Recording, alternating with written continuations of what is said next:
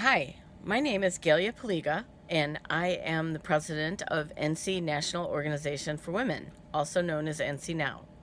I've been involved in the Raleigh Women's Marches since the beginning. Women and allies all over the world moved in defiance in similar directions.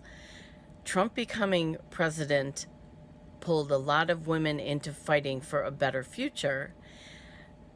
Also, it forced many to run for office to be the change they wanted to see.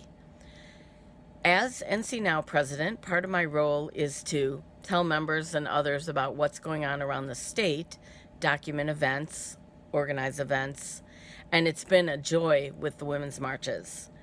There were 13 women's marches in North Carolina in 2017.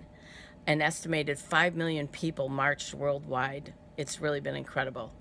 The right to assemble is recognized as a human right and protected in the First Amendment of the U.S. Constitution.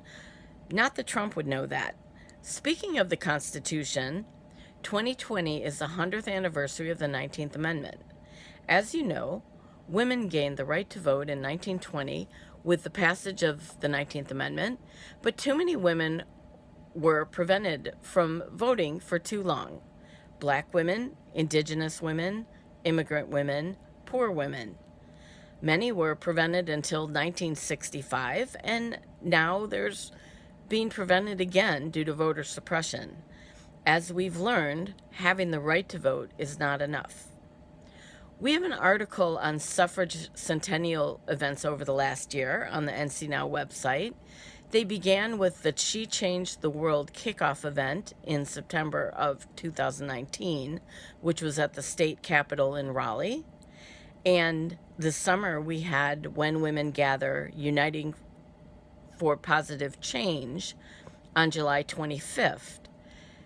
This event evolved, as did everything this year. It started as an in-person women's conference at Bennett in Greensboro, but became a magical morning on Zoom. And on Zoom, we were able to reach 5 times the number of people. Another change we've seen is BLM in the context of women. This year, the extended George Floyd protests became the largest nationwide protests. They started May 26th and are still going. At our state conference on October 9th, Dr. Valerie Johnson is going to speak about the racial injustice in the justice system for women, the changes that resulted from the killing of Breonna Taylor would not have happened before these protests. This has been a military Me Too this summer. My attention has been riveted on the disappearance and murder of Vanessa Guillen. And that disappearance kicked off a military Me Too movement.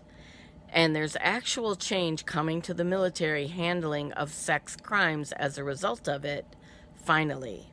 The military Me Too is coming to Fort Bragg and Fayetteville as well. We're having a panel on what is still wrong with Fort Bragg's handling of sexual assault and how to address these. Please join us October 9th and 10th on Zoom. Okay, I'm out of time, but the idea here is focusing women's power now on the vote. We must get this cancer out of the White House. The NC Now conference theme is Voting Our Future Now. That is what we must do. Go vote.